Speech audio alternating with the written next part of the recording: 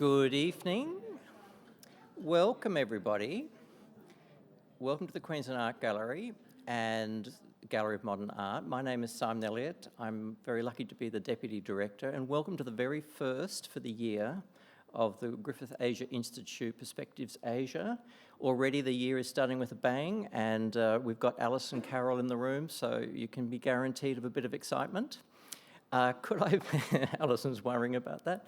Could I begin by acknowledging the traditional owners of the land upon which we meet, pay my respects to elders past and present, and acknowledge the fantastic and meaningful contribution Aboriginal and Torres Strait Islander people make to the fabulous country that we call Australia.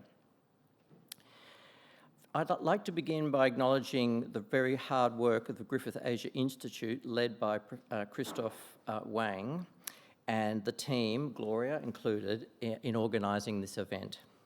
I'd also like to mention and acknowledge that Christoph, this is the last event, or probably one of the few last events for Christoph as the director of the Asia Institute.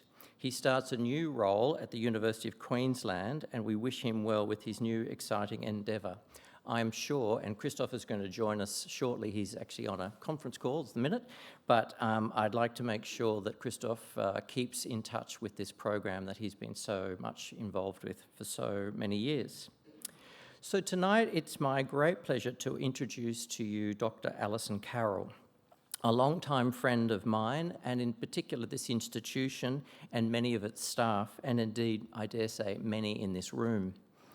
Alison has worn many hats over her amazing career. She has been a curator, a writer, an academic, an arts administrator, critic in Australia for over 40 years. I was lucky enough to first encounter a young Alison as an ambitious curator of prints and drawings, and later she captured photography at the Art Gallery of South Australia in Adelaide, a role she held for 10 years, eventually departing in 1986. It was evident then that Alison had shifted the focus of traditional prints field of America, Europe, Australia, and Asia and Europe to looking at the richness of Asian art, particularly contemporary Asian art. Her departing flagship exhibition at the Art Gallery of South Australia that opened in 1985 was titled East and West, the Meeting of Asia and Western Art, a groundbreaking exhibition for its time and for Australia. It also ushered in for Alison her trajectory of her career from then on. Only then, in 1990, she set up and subsequently directed for a mere 20 years AsiaLink in Melbourne, the main exchange program for arts activities between Australia and Asia. Under her leadership, AsiaLink became a powerhouse institution, or perhaps it might have been better to say a lighthouse institution in Australia and Asian arts landscape. Through Alison, she created a sustained engagement in both directions between Australia and contemporary Asian countries, with a combination of vital artist residencies, exhibitions, and cultural exchanges. Her legacies of those 20 years continue to leave their mark today. But it's given that kind of interest and background and her work as a curator in the art gallery world that allowed her, or we enticed her across in the 90s to become a key member of the Queensland Art Gallery's fledgling consultative committee for the first Asia-Pacific Triennial in 1993. And Alison stayed with that program, helping us over the next two iterations all the way up to 1990. Alison was not only a valued and informed collective overseer of the project, but had specific curatorial roles for artists from Vietnam, South Korea, Philippines, Taiwan, Pakistan, India, and Sri Lanka. And I'd also like to acknowledge Caroline Turner, who of course is the Deputy Director here and the leader of the Asia Pacific Triennial. Welcome, Caroline. Alison is a great communicator, as you will find out. She has written many books, catalogues and articles, including The Revolutionary Century, Art in Asia 1900 to 2000, and co-written and presented in 2013 film series A Journey Through Asian Art, shown on ABC TV, to name but a few. She received Visual Arts Board of Australia Council's Emeritus Medal in 2006 and was made a member of the Order of Australia, AM, in 2010 for her work at AsiaLink. She is currently the Senior Research Fellow at the Victorian College of the Arts, University of Melbourne. Tonight, Alison speaks on her recent research into the frequently overlooked history of the Soviet Socialist Realism and Art of the Asia Pacific, only recently published by Routledge, as in late last year. Here it is, I have one in my hand, and it is part of their Research in Art and Politics series. We have a copy in our library. It's also available online and through most university libraries as an ebook. Her research evaluates, perhaps for the very first time, the impact of the Russians across the region, the art of our region. The book is about art, but also within the context of political and cultural history, focused mainly on China, Vietnam, the two Koreas, Japan and the Philippines, Indonesia, and also Australia. Seeking greater acknowledgement and understanding for the many artistic and organisational achievements of social realism.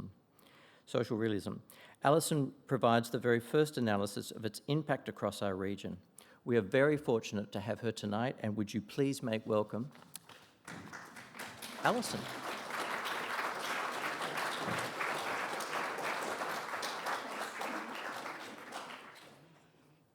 Well, hello everybody. After all of that, I sort of feel I sort of sneak out the door before things go wrong. Thank you very much for being here. I'm delighted to be here in Brisbane, always am.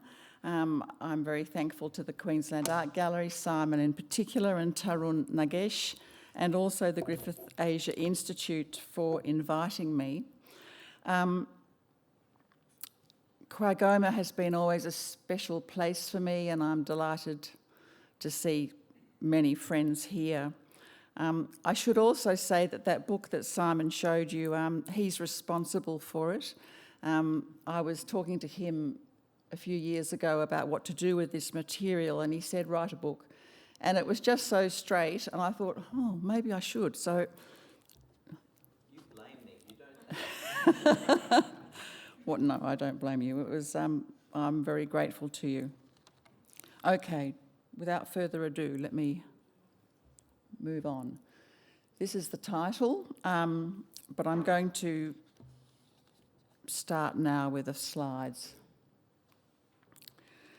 I'm going to speak, I hope, for about 40 minutes, and then I very much welcome your comments, reactions, criticisms, whatever, afterwards. So please, that would be great, because it makes it sort of much more interesting. Okay. In 1934, the Soviet writer Maxim Gorky explained the role of art was to change the world. The art he envisaged was named Socialist Realism. This talk is about art of our region over the last 100 years, all in some way a part of or impacted by Socialist Realism, a movement that almost everyone who knows global art history disparages with simple, dismissive judgments on it being soulless, unimaginative, repressed and kitsch. I'm going to show a lot of artworks this evening that are either directly called Socialist Realist by their makers or owe significant debt to this style and the ideology behind it, so you can judge for yourselves. I've been questioned about art made in the context of political repression and worse in many of the places I'll discuss. I have long answers about equivalences of evil, but my best answer is to say art extends beyond the context of its creation, although understanding that context is important. In the end, the work stands for itself. Lenin was key at the beginning, believing in the arts and their power to move society. He was an expert on Russian literature and encouraged many of the new policies about museums, public art, access, etc., that became hallmarks of the Soviet cultural scene. His belief that art belongs to the people was indeed revolutionary, said at the end of centuries of autocratic Tsarist rule in Russia and also in much of the Western and Eastern world. Gorky later spoke about the new state educating, quote, thousands of first-class craftsmen of culture, restoring to the whole mass of the working people the right to develop their intelligence, talents and faculties, a right of which they've been deprived everywhere else in the world. Art was important. Immediately after the revolution, the Soviets put this belief into practice. The Visual Arts Department of the People's Commissariat of Education, with Lenin's friend Anatoly Lunacharsky at its head, was established in 1918. Contrary to the common description of Soviet art as formulaic and unemotional, Lunacharsky, at the very beginning of Soviet rule in 1920, said art's purpose was the opposite. It was to be expression saturated with ideas and feelings. Stalin's head of culture, Andrei Tsarnov, that was one of the slides I worried being fuzzy. I think it's a bit fuzzy, I'm sorry. Stalin's head of culture, Andrei Tsarnov, continued in this vein, saying artists must be able to show our heroes, must be able to catch a glance at our tomorrow, talking of a romanticism of a new type, revolutionary romanticism. This is the type of state official portrait Stalin, at least, was thinking of by Alexander Gerasimov, head of the Soviet Academy of the Arts, who later gave lectures on art in China and held an exhibition there. The official definition of the new Soviet art that Stalin oversaw has been attributed to him and Gorky in 1934 as socialist in content and realist in style. In other words, with content showing left-wing political issues or characters, portrayed in ways that are recognisable. It's a useful phrase, but one where that element of emotion should, in most cases, still be recognised. I'll come back to the Gerasimov painting. This is one of the great artworks made at the height of Stalin's power before World War II. Made of steel by a woman, 8 stories high, in competition with what Hitler was also presenting at the International Fair in Paris in 1937. This is a postcard from 1937, you can see, and this is the German pavilion, the big square one, with the Eiffel Tower and obviously the Russian figures on the right, and another photo of the time just showing how they reared up above the landscape. It was socialist in content, realist in style, with huge emotion, but also seen then and now as a major work of world art. Picasso, no less, said of it, "How beautiful the Soviet giants are against the lilac Parisian sky." And it was called the greatest sculpture of the 20th century. Ironically, for what is seen as a hard-line regime, apart from the socialist content and realist style, the Soviet leaders said pretty well nothing more. Artists could interpret this in myriad ways. I've shown you portraits of Gorky, Lenin, Lunacharsky and Stalin, all very different. Then a monumental heroic statue. Now pages from the famous influential magazine, USSR in Construction, here by L. Lissitzky, sent around the world by Stalin's government, this edition photographed in Canberra. The most precise definition of socialist realism from the Soviets is what it was not.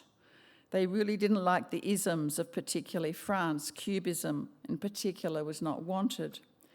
Yet this is where labels are tricky, because Lissitzky and his colleagues, Alexander Rodchenko, used many deconstructive and reconstructive methods similar to the Cubists. It might be better to say what the Russians really didn't like was artwork of no political meaning. but again political. It's been said that everything's political, even things which seem not to be. Maybe that's a cheap thing to say, but there it is. I started this with images of Russian political and arts leaders. Here are their counterparts in Asia, or their political counterparts at any rate, though all four were cultured men. It's not well known in the West, I think, that Kim Jong-il wrote a treatise on visual art, published in 1992, but he did. The points I want to make with all these images are twofold. First, that we're talking about individuals who decide about arts policy still relevant today. I always find that so interesting, why and how they did it. But the second issue is the variety of style of even official portraits. Not only their compositions, but their media and their attitude. There is the full triumphalism, pretty terrific, of the Chinese, here in a poster made by members of the Air Force. Over-the-top imagery by the North Koreans. Look at the size of these statues. Counterbalanced by the domestic quiet work made in Vietnam. Here, Ho Chi Minh, casually dressed, before his soldiers impressionistically shown on the famous trail. And it's quite a small domestic-sized image. The key person, of course, was Mao, who wrote his famous speech on culture in 1942, much of it reprinted in the Little Red Book, read by millions. His comments repeat those of Lenin and cover the arts and class struggle, the masses of workers, peasants and soldiers, education and the arts, and art and politics. He said, whether more advanced or elementary, all our literature and art are for the masses of the people, adding artists must put political criteria first and artistic criteria second, but works of art which lack artistic quality have no force, however progressive they are politically. My voice is going already.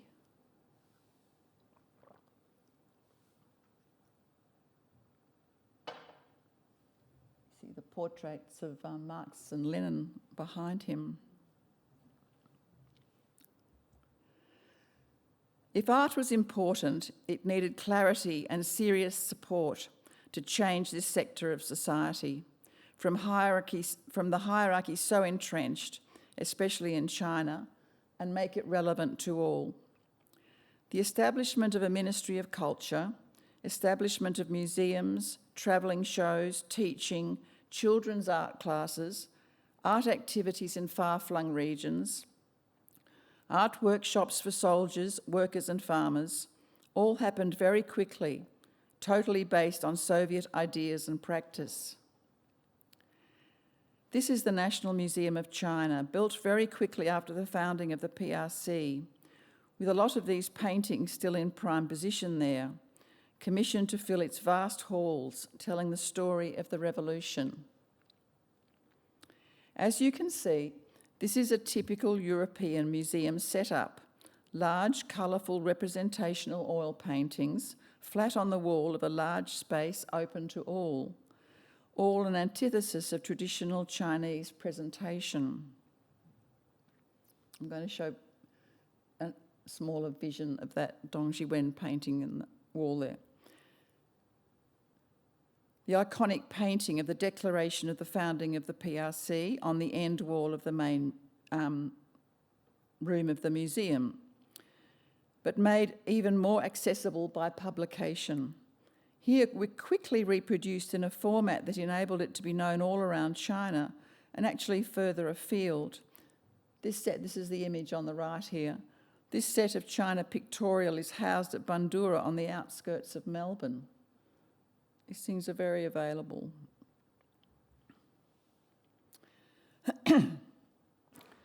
The Soviets sent information and exhibitions, brought Chinese artists to study in the USSR, set up art structures, but also sent teachers like Konstantin Maximov, who Sai Guo-cheng has stressed was so important. You all know Sai Guo-cheng. The Russian was only in China for a few years, teaching at the Central Academy, but he wrote texts used still and was extremely influential through the network of his students becoming heads of many of the main art schools in China in later years. You know the skill many Chinese have in Western academic oil painting. Look to this man for one of the reasons. A byline here is that the Chinese now have trouble acknowledging this, partly because relations can be tricky, but also because of a pretty universal reluctance to acknowledge debts, certainly cultural debts for a nation trying to reframe itself after its own feudal and splintered history. Renmeng Zhang was one of Maximov's students. I took this photograph at his retrospective in 2014, which could have been by a talented student anywhere in the world. I want to give 3 comparative examples of important Soviet and Chinese works where the Russian influence is clear, but made significant in China by their reframing of the new ideas, making them relevant and meaningful to themselves. 2 large works, the Russian one with me on the side for scale, both showing the leader rewarding a praiseworthy young woman before other notable figures. Flat across the picture plane, realistically depicted figures in a room structured with mathematical perspective. You can see the similarities of the details. But as with most successful art influenced by others, there is a process of adoption and adaptation with local contexts and forms. Lin Gang has, as you see, blended this with his use of traditional flat Chinese brush and ink, little shading and no obvious light source.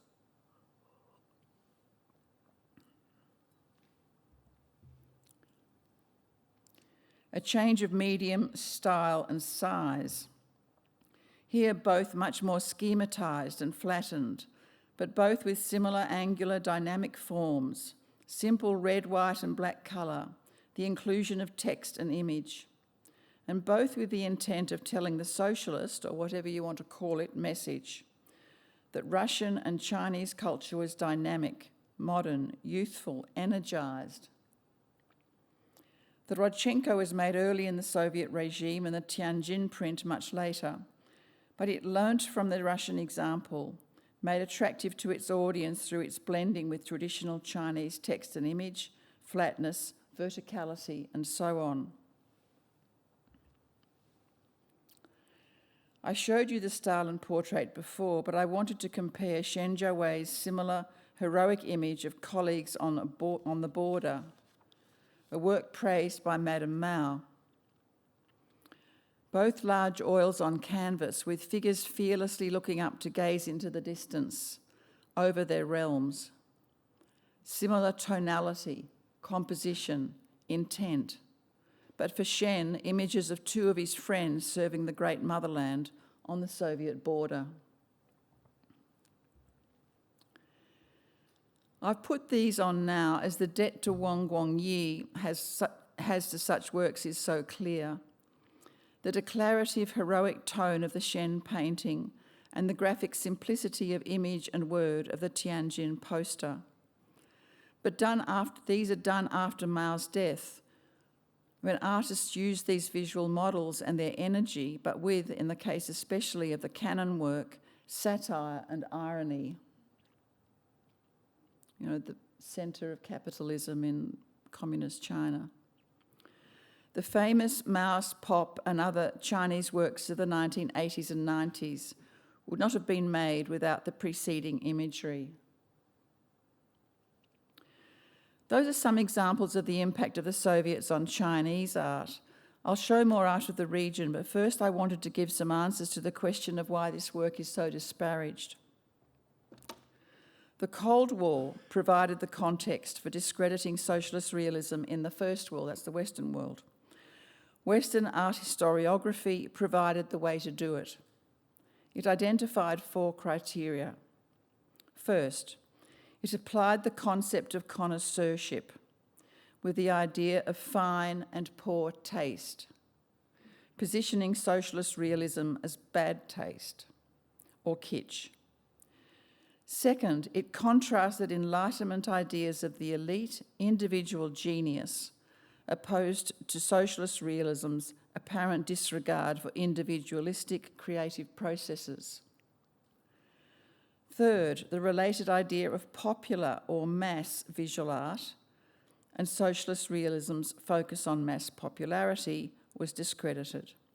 And fourth, it critiqued any role of the state in arts creation, specifically the paramount role of the state in socialist realism, and its apparently automatically deleterious effect on the quality of the work produced. All this needs closer evaluation. To restate this, which really comes from an essay written by American critic Clement Greenberg in 1939, Connoisseurship Evaluating Good and Bad Taste, the individual elite genius versus the role of the collective or group, and that anything popular and anything relating to the state must be of poor quality. This is obviously all either untrue or so loaded that the arguments don't fly. Michelangelo worked for the state. Van Gogh is popular. The last Documenta and the last Asia-Pacific Triennial celebrated the work of collectives, often with unnamed individuals. And the idea of inherent elite good taste is a throwback to, we hope, long-gone class distinctions, that you need to be wealthy or of a higher class to appreciate art. An aspect of this means looking at the disparaging use of the word propaganda in association with socialist realism, that the art was only a tool of communist politics with no other value. It was only from World War I that the term took on a negative meaning in the West. In the East, it's still benign, but it also should be examined. Many regimes in the past have used art to change minds. Napoleon reining in his wild-eyed stallion, propagated through engravings, is as much a fiction as any socialist realist painting. The popes have propagated the virtues and stories of Christianity through painting, sculpture and prints through the centuries. Adam touching the hand of God, I ask you. Today, advertising makes a lot of money using imagery that is fantasy, like pretty girls at the beach to sell Coca-Cola. Would you call it propaganda? Maybe we should, or at least see the Soviets with similar objective eyes. Beyond this is the art. If it has no strength as art, no one would care.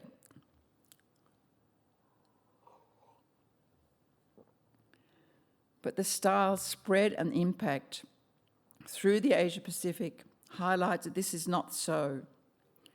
Contrary to Western thinking, it was the visual power of this work describing an idealised new world which has stirred countless millions through the last century in our region. Let us look at some more images, some made on the outer edges of the communist world and others really outside it. Starting with North Asia around the Second World War. The Japanese, prior to World War II, had a small contingent of left-wing artists who knew Soviet examples, both prints and paintings, as you see in the painted portrait from the 1920s, and also the left-wing print of the 1930s.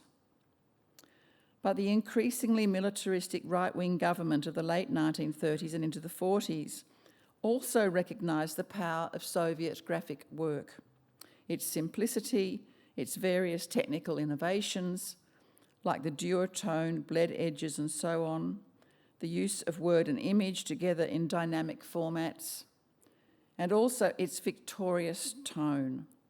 They used it in magazines like Front that was circulated through their so-called sphere of influence. Front is not socialist realist, as it isn't socialist in content, but it shows the impact of socialist realism. I've been looking for for any edition of this front magazine in Australia, and I haven't found it. If anyone knows of one, I'd be very glad to know. There's editions in the British Museum and obviously in Japan, but they're impossible. I haven't found them here in Australia at all. The Korean War of the 1950s meant artists choosing to go north or south. Kim Kwan-ho, who had trained in Japan and worked within the conventional socialist styles here from the 1940s, went to the north. The more interesting work is where the North Koreans followed the Soviet model and took it in size and in message to extreme levels, like the sculpture I showed before and this huge mosaic that you know here in the Queensland Art Gallery collection. On a very different tangent is the short-lived but important left-wing art movement in South Korea in the 1980s, Minjung Misul, or people's art. It was a time of turmoil, and the young artists used the methods of protest from elsewhere to make banners, posters, oil paintings and print works such as I'm showing. But quickly, with South Korean moves to democracy and actions like the new Gwangju Biennale soothing troubled emotions, these works no longer had strong adherents. The woodcut shows the ugliness of capitalists, and the banner is for a student who died in the Gwangju massacre.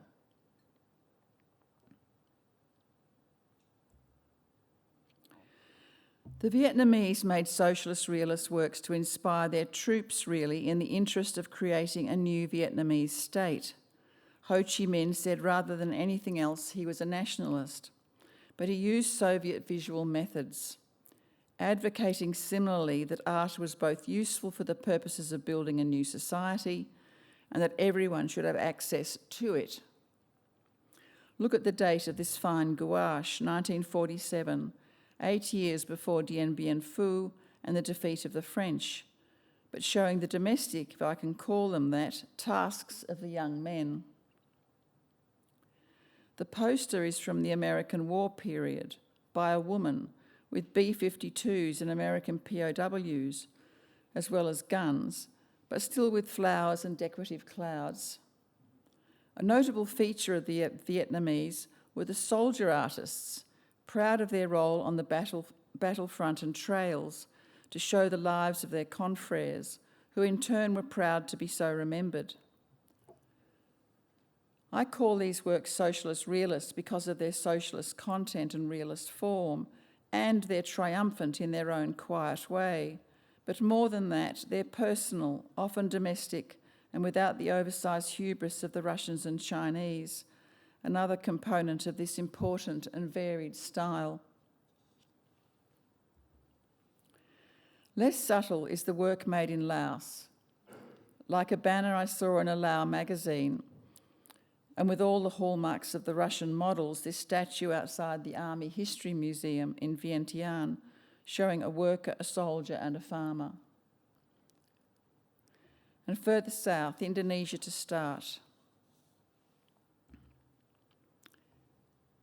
Indonesia was not communist, as you know, but had a large communist party and following till 1965. Sukarno had been to Moscow and admired what they'd done culturally, and he was very interested in the visual arts. He commissioned these large sculptures in his new Jakarta capital, as you see, following Soviet precedents. There's a nice story that he came often to the studio to see this work being made, and he sold his personal car to pay for it. The statue is still at the centre of one of Jakarta's main intersections, although it doesn't look like this anymore, for those who know Jakarta. Sujoyono was really important at this time, often still called the father of Indonesian art.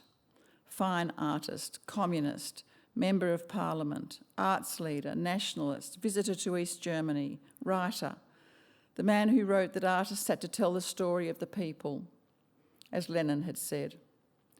These works made in the same year, one not only showing the people, but them reading posters, the key method of information exchange at the time. You see his reference to Gorky in the drawing, the same man who discussed socialist realism. I hope I'm giving you enough time to look at this and read the captions.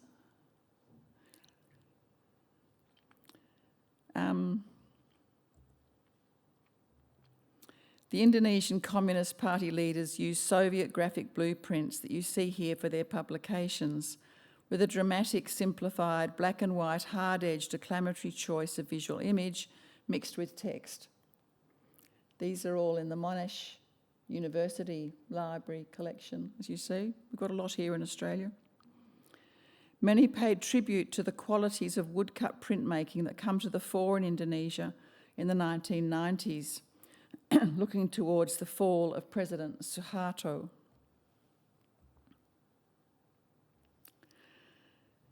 These are 3 examples of woodcuts today made by flourishing art collectives in Yogyakarta, Sabah and Dili.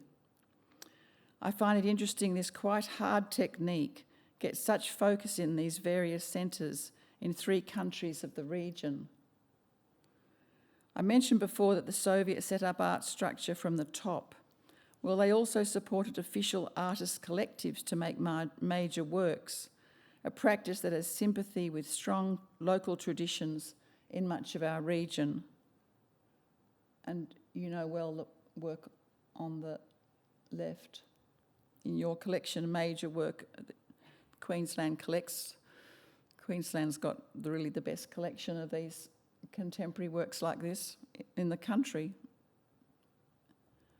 Maybe more than that. 2 Singaporean works. This might be a time to bring in a distinction I make in the book between social realism and socialist realism. It's simplistic, but it's between social realism, the small woodcuts like this on the left, of the plight of the poor or the disempowered, and socialist realism on the right, seen in large, now iconic images of triumph. Based, yes, on idealistic principles, building a new tomorrow. I think it's a generally helpful distinction, though with caveats. Chinese and Russian material came into Singapore in the 1950s, often brought by expatriate Chinese who'd trained in Chinese art schools, then nurtured in left-wing groups like the Equator Art Society. Young artists, especially those born in Singapore, took up the cause. Prime Minister at the time, Lee Kuan Yew, recognised the problem and tried to stop what he called this frenzy. We had people here who tried to do that too. And Australia, also non-communist, but where Soviet practice from the 1917 revolution onwards was introduced. The trade union movement is important in this, an extremely influential grouping of workers' organisations around the idea of an egalitarian ethos of fair work, notable for the first 8-hour working day legislation in the world. There are rich and poor here, of course, but there remains the idea that anyone can call the Prime Minister by their first name, and anyone with heirs is ripe for ridicule. Again, like a communal ethos in parts of Asia, this local cultural tradition made certain parts of socialist realism more easily adopted and adapted. Here, 2 pre-war publications and a trade union banner about workers and their lives.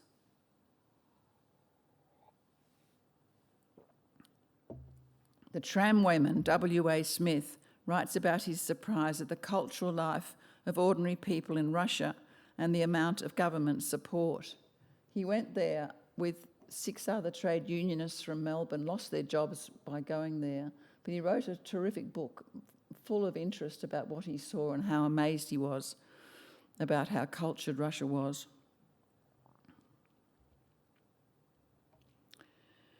The key part of Soviet influence in Australia was less direct, but of more cultural impact. Coming after Prime Minister Gough Whitlam had acknowledged the PRC in 1972, setting up exchanges, visits and materials, coming especially from China to Australia. Chinese Cultural Revolution posters were collected in significant numbers by visiting staff of the National Gallery of Australia. These are some of their children in Australia, by well-known artists and collectives again, also prized in major institutions.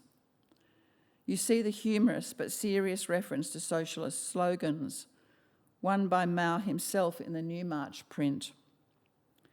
Our Newmarch ran communal print workshops from her home in Adelaide, was much influenced by socialist material coming into universities, visiting China at one stage. She used a photo of her aunt on holiday for this work. The posters made at the time are seen as an important artistic movement in Australia. But more than this was the idea of artists' unions and collective works. Individuals overtly didn't include their own names as creators. There was working for the community, regional work, making art in factories, with workers, art classes, women's work, and so on. And much remains today. Especially community arts workers employed by local government, encouraging arts for everybody. That's a really key, I see it, outcome of Soviet thinking. This was a key achievement of the Soviets. Art is for everyone, and the government top-down says so. The Australia Council, now Creative Australia, the government's arts policy body, has written that since its inception in 1973, its creation of a specific community arts board, it has been, quote, a world leader in having dedicated and unbroken funding to support community arts and cultural development practice. They make the point that it was the process and practices developed within the community, i.e. everyone, that defined it, eschewing the idea that quality was the only arbiter of value. This has had pushback, of course, but it's there in what they said at the time.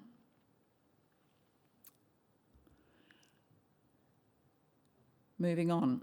Young artists of the Philippines post-World War II also used elements of socialist realist thinking for their protest art against the right-wing forces in power. Their subject matter was and is left-wing indeed, sometimes very overtly, their imagery realist, but they used it not to support the powers that be, but to critique them.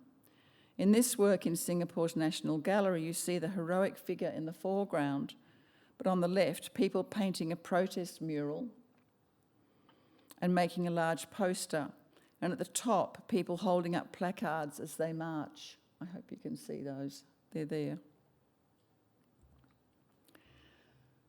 Filipinos had been overtly protesting for their rights since the late 19th century, first from the Spanish, then the Americans, then their own right-wing government under President Marcos. The Doloricon print references Katipunan, the KKK, and the revolt against the Spanish, and the Sangawa painting mocks Pope John Paul II in Manila, aided by the influential Cardinal Jaime Sin, entertaining the crowd while the world implodes on the right. I'm sorry it's so dark, it's very hard to find a good photo of this work. The Philippines' long 400-year history of Spanish colonial control meant European history painting practices, realism you might say, but full of drama, were well understood and exploited in the political cause. To finish, one asks if this is a style and mentality of the past. I've shown recent work from Indonesia and the Philippines, where a critique of society remains a central artistic focus. Here is a detail of a huge new work by Shen Jiawei, of indeed the history of communism, now in his Sydney studio, with Tatlin's Tower at the top in the left work, as you see, and that's Jiawei photographed in front, and you see the size of the work in front of, on the right. But maybe of more import is this photograph of a performance of the 100th anniversary of the Communist Party of China in Beijing nearly 5 years ago. Visually and conceptually, a child of the socialist realist works of the 1950s, still seen in Tiananmen Square and the National Museum. this is the monument in the middle of Tiananmen Square, the top on the right, and these are the sculptors making the works that go around its base. Wang Guangyi had satirised the heroics of socialist realism in his paintings, particularly in the 1990s. You remember that one of Canon cameras. But the visualisation of this performance is notable for its total lack of humour. This talk's been about the visual power of Soviet art and its part in the political and cultural history of our region, which is frequently overlooked or underestimated. I think we should know its history, understand its qualities, and see the context in which it was made and how it's been viewed, and evaluate its part in our history, certainly in a way not undertaken to date. And that's all I have to say to you. So I'm looking forward to some feedback where you don't agree with me, or comments that you want to make, or questions, of course. Simon, do you want to moderate this, or do you...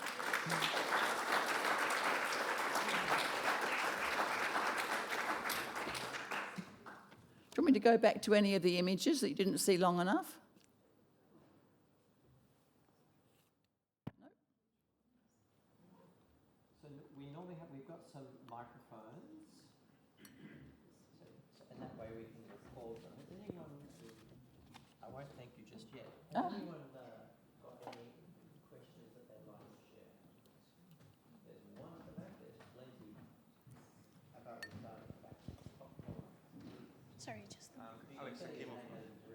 Thank you. Alex Akimov from Griffith Research Institute. Excuse my ignorance completely on this, but on a slide prior to this one, I've seen a picture of Solzhenitsyn's portrait over there. So what exactly this picture is trying to... He's talking of a history of the world, but the world in this is very strongly focused on the socialist world, which is where he comes from, China, and it's what he's interested in. So you'll see a lot of portraits of Russians and... Solzhenitsyn is, in a way, Solzhenitsyn was kind of against communism. Yes. So Russian nationalism, so I was wondering. And Shen Jiawei is too. He's very critical of what's happened under communism to the people. I mean, this talk is not pro-communism. It's about saying that the art that came from the communists is interesting, and we should be looking at it and bear in mind that the surrounding debates, obviously, and knowledge of what happened under Stalin, etc., and Mao, is part of it, but it's not the reason to not look at the art. So Solzhenitsyn was obviously very critical, and so is Shen Jiawei. Although he says what happened, that the art that happened out of this is what has fascinated him all his life. He lives in Sydney, this artist, and his studio is open the first Sunday of the month, and it's worth going. You see, these works are on display. Thank you. I don't know if I answered you, but that's my best answer. I think you did.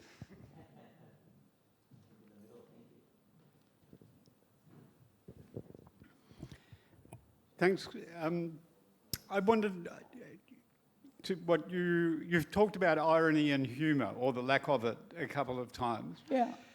But it keeps appearing I saw a lot of it in Latvia. Yeah. So, you know, the place is littered with Russian artefacts, and a lot of them are sent up in quite hilarious ways. But clearly it's not part of the realist tradition. But it's there in some of the Australian and Filipino pieces. So could you just sort of comment on irony and humour and how that undermines some of those key principles, or reflect on? Well, my principles are very broad, you know, socialist in subject matter and realist in style. The Chinese followed, and the Russians too. I mean, there's a lot of cartoonists in Russia who are working for the state who are very amusing. And I don't think humour is necessarily absent from any of these cultures. I mean, Chinese humour is, you know, the picture books that you see in China are hilarious very often, and often about human foibles in the same way that we see human foibles everywhere in the world. The state, the official state, wasn't so keen, like our official state isn't so keen, because they don't want their ideology to be undermined. But that doesn't say that it doesn't exist, and it certainly exists outside areas that are less regimented than others. I don't think there's much humour going on in China at the moment. Probably, or Russia.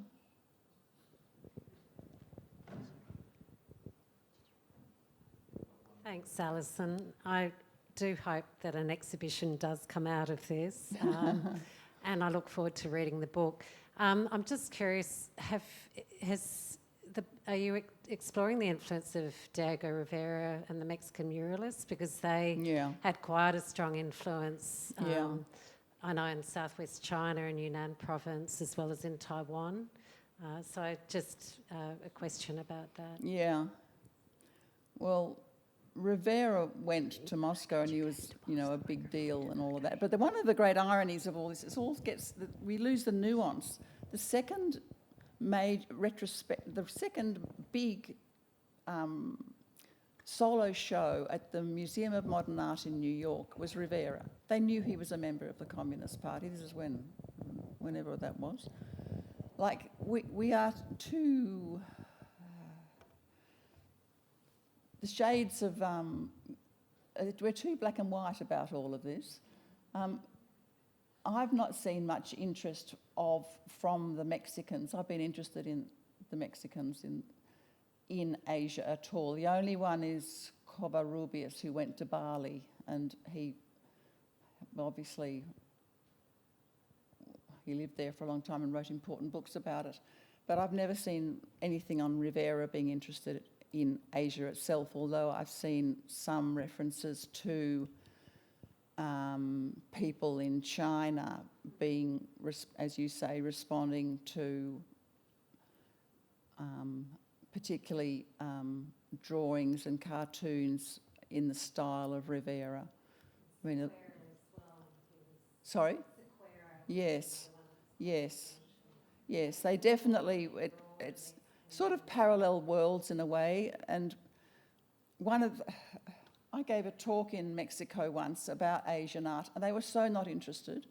It was fascinating.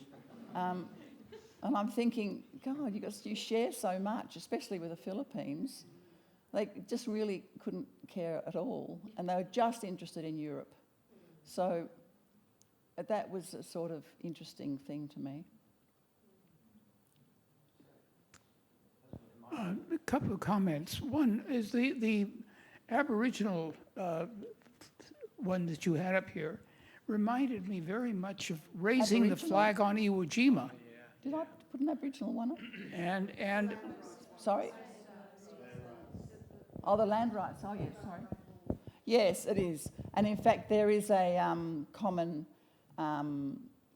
parent of all of this, which is Eugene Delacroix's the victory painting of the barricades in France. Very well known. But it's a sort of like a generic thing. It's like mothers and childs, virgins and childs. These sort of... that becomes something that cannot be made your own. And I think it's very important in this that the things that work, the things that you think are important, are things where the culture, whoever it is, Australia, Philippines, China, whoever, make our own. So, the Iwo Jima image, yes, there obviously is synergies. And do you know when the Soviet style of art came into the communist movement in China? The reason I'm asking is because in the 1920s, Mao was very critical of Chinese as being not very fit. And he and his colleagues used to go on long hikes and so on, and swims and so on to strengthen themselves. So there was a very important notion that we have to stand up, we have to be strong enough to stand up. And these, of course, these heroic figures that have it in the art very much epitomize that. Yeah.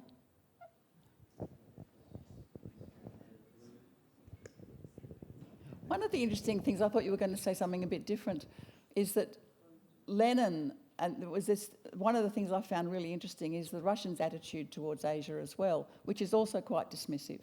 You know, they don't go, or actually they sent their artists there, but Lenin never, they didn't go to Asia, they didn't travel. Stalin famously said that, Lenin called Stalin Asiatic because he thought he was benighted, he was rough. Like it's an interesting thing. And the Russian scholars of this area, when they're talking about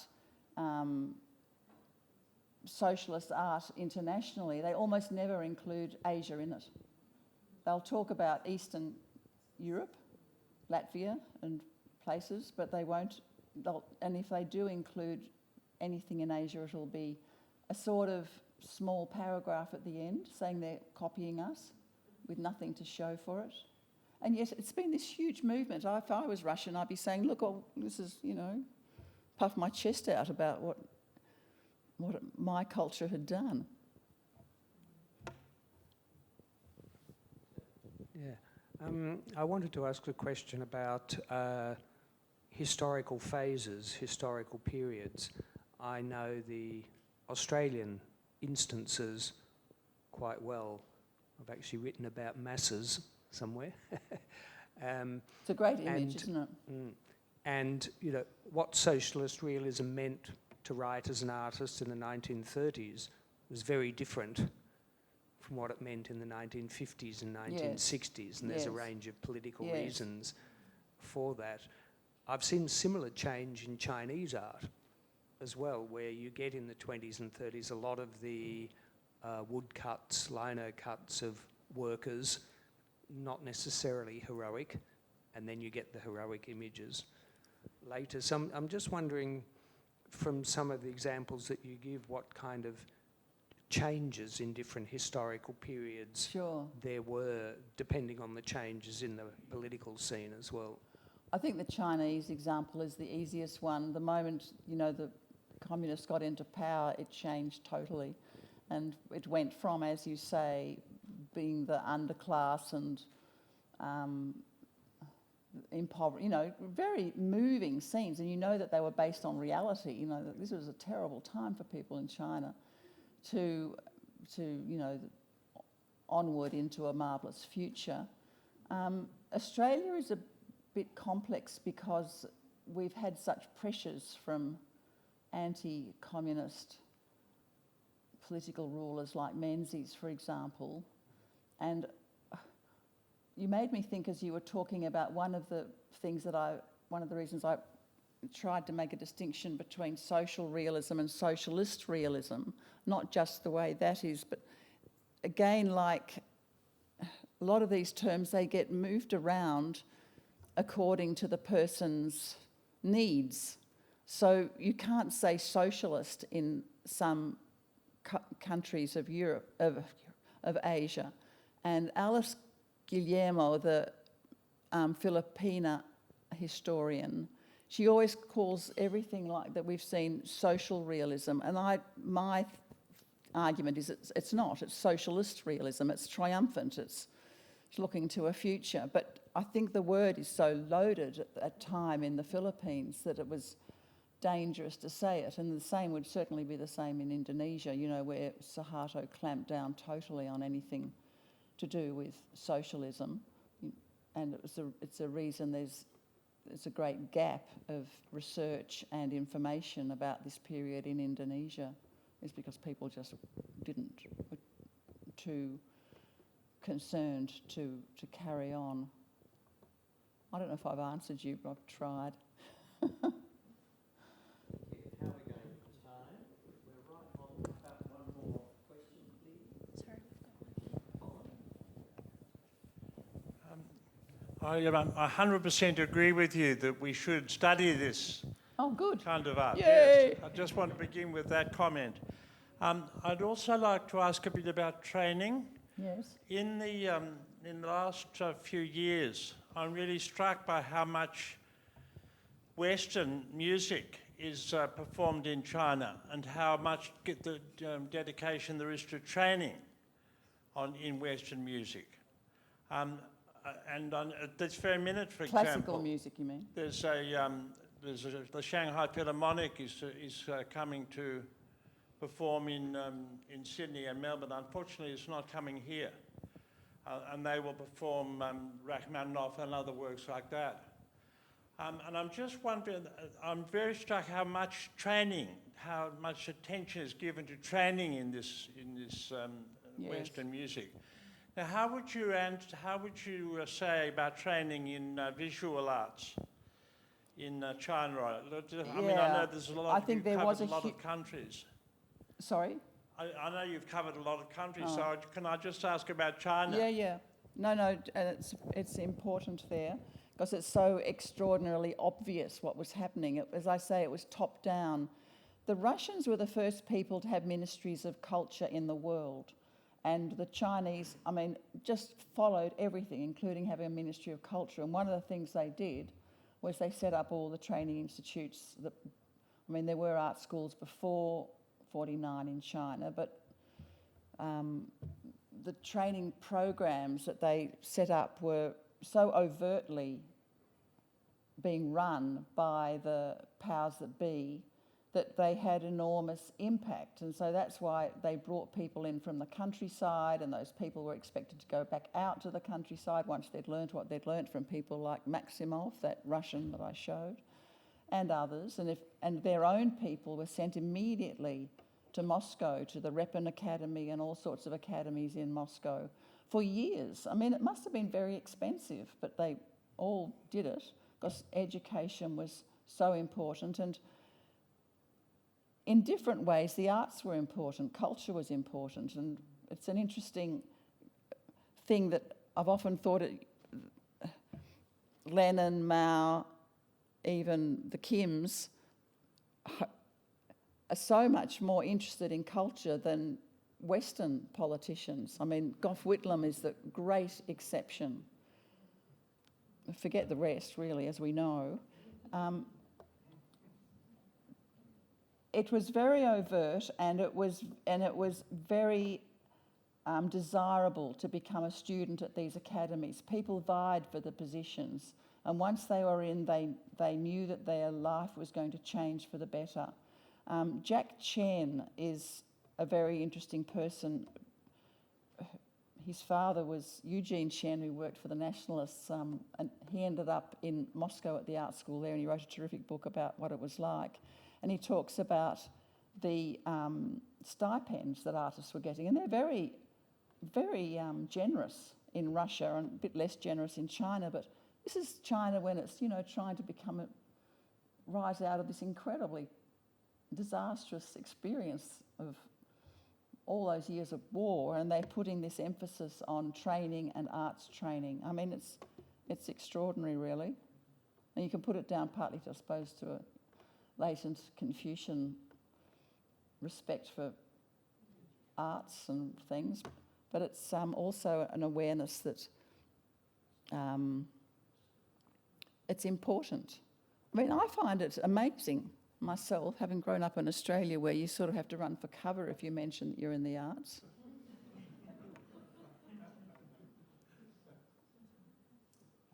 Everyone agrees on that, don't they?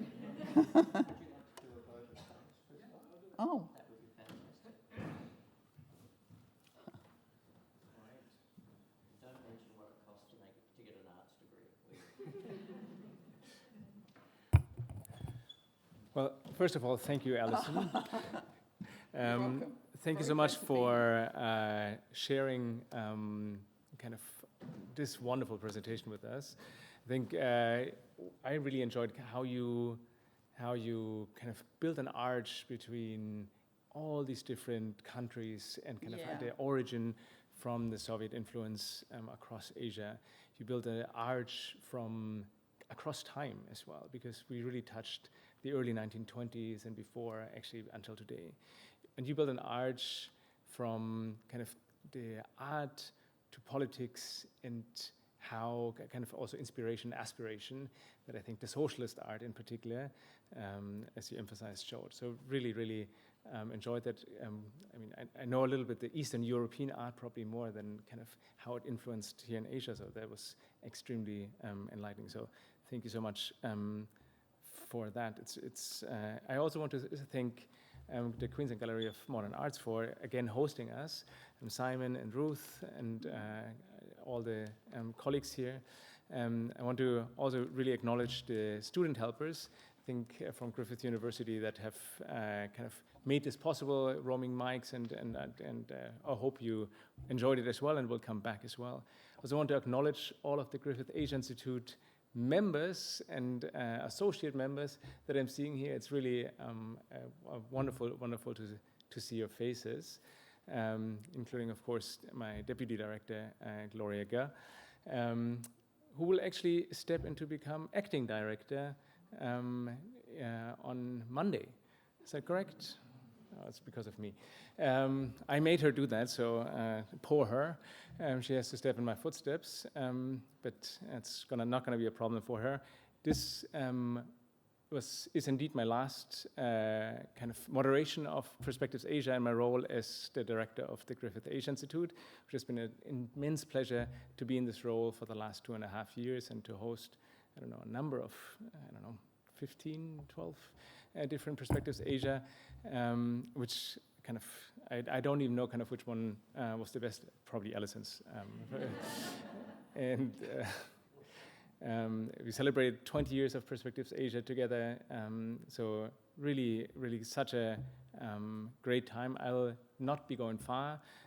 I'll be going to University of Queensland, but of course, and I'm not at Griffith Asia Institute anymore. But it's been such a pleasure to kind of work with the Queensland Gallery of Modern Arts and to host this wonderful event series together. And of course, I want to thank all of you for being very loyal visitors and a great audience. And this is not just because it's my last Perspectives Asia, doesn't mean it's our last Perspectives Asia, because Perspectives Asia is of course going to continue. We already have our next event scheduled for the 14th of May.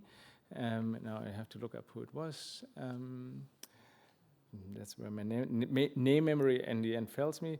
Nicholas Ferrelli on the 14th of May. So I know we'll see many of you there. And I also really appreciate kind of a lot of young people that are coming. And this is, I think, kind of a good mix of people will be, of course, they're always welcome to join us.